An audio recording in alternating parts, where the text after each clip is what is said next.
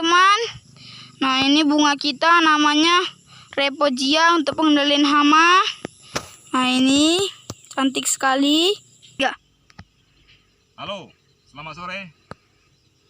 Ngopi dulu. Riset.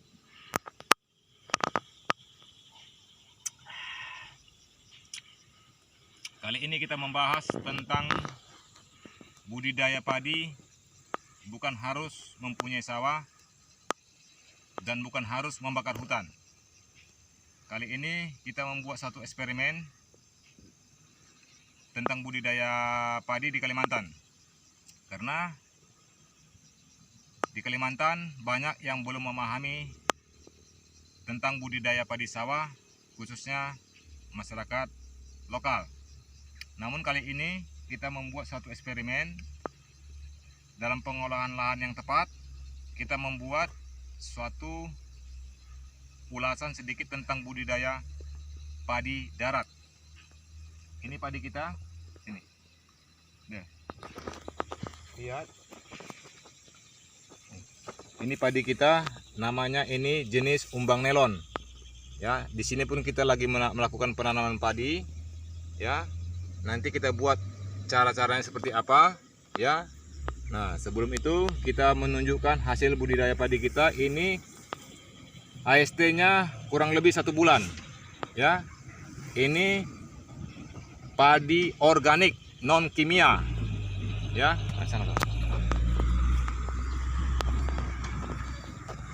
jadi begitu teman-teman. Sebelum kita melakukan suatu eksperimen cara budidaya padi darat, kita harus mengenali beberapa faktor.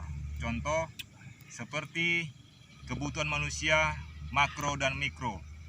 Kita harus memahami apa yang dikatakan makro, apa yang dikatakan mikro.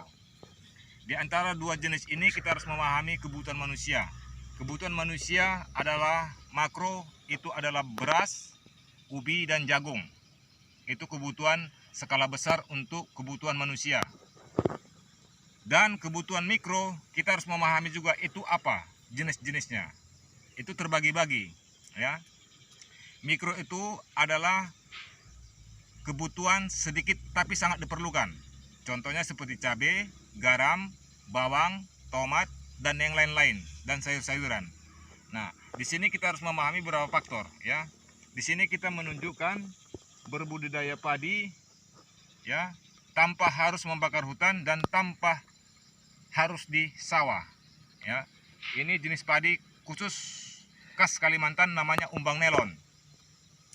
Nah, jadi di sini kita harus memahami beberapa faktor tentang apa itu kebutuhan manusia makro, apa itu kebutuhan manusia mikro. Nah, karena beras yang sehat adalah beras yang bersifat organik. Contoh seperti ini. Banyak beras yang di toko enak, pulen, tapi belum tentu sehat. Ya, di sini kita harus memahami. Jadi, kita harus memahami beberapa faktor apa itu beras yang sehat dan apa itu beras organik. Nah, di sini kita mengenalkan suatu budidaya padi darat khususnya di Kalimantan, ya, di Kalimantan Tengah. Nah, jadi kita melihat cara menanam kita dulu, ya. Di sini kita melakukan penanaman padi. Ambil padinya, Pun.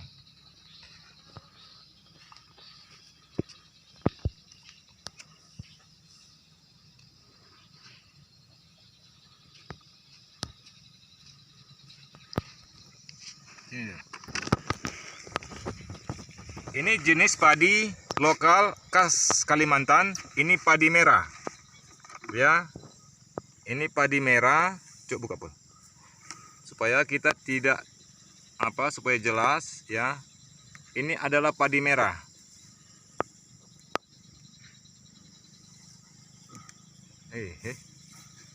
Sini.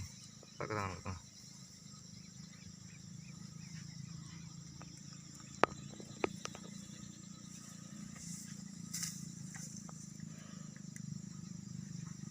Ini padi merah agar teman-teman mengetahui, ya. Lihat, kelihatan? Ya. Jelas? Ya. Ini padi merah karena beras putih sama beras merah itu kandungan gulanya sangat berbeda. bagi orang-orang yang penyakitan, mempunyai penyakit gula, lebih cenderung dia lebih sehat memakan beras ini. Kelihatan nggak? Iya. Ini namanya beras merah, ya. Makanya kandungan kadar gulanya ini lebih rendah dibandingkan beras putih, ya. Lebih sehat bagi orang yang penyakitan jantung atau kolesterol atau gula, lebih bagus memakan beras merah ini. Nah, ya, oke.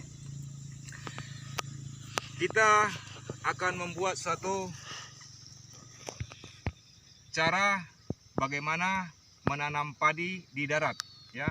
Ayo kita break sebentar, kita lihat ke lapangan. 3. Nah, di sini kita melakukan sistem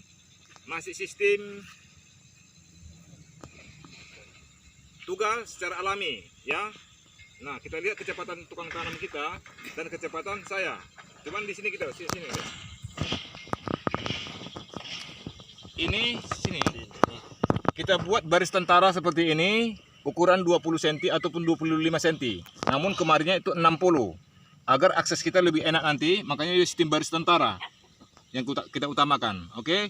Kita lihat kecepatan kita bersama tim saya. Pol, kenalkan nama Pol. Yuk, Saiful. Asli mana? Asal Kebumen. Nah. Udah, 1, 2, 3.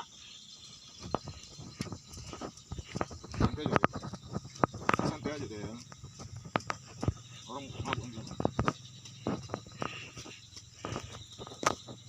Santai aja.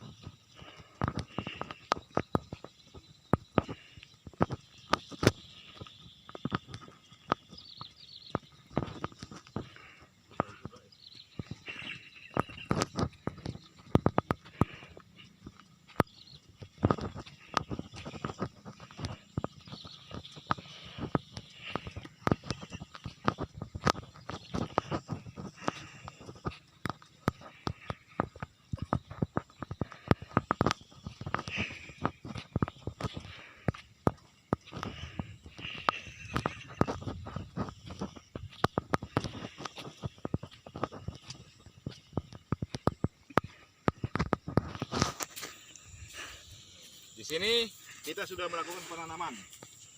Di sana pun kita sudah melakukan penanaman, ya. Ini tanaman tomat kita, ya. Oke, Pol, lanjut, Pol. Ini. Berapa ya? Nah, ini teman-teman ya.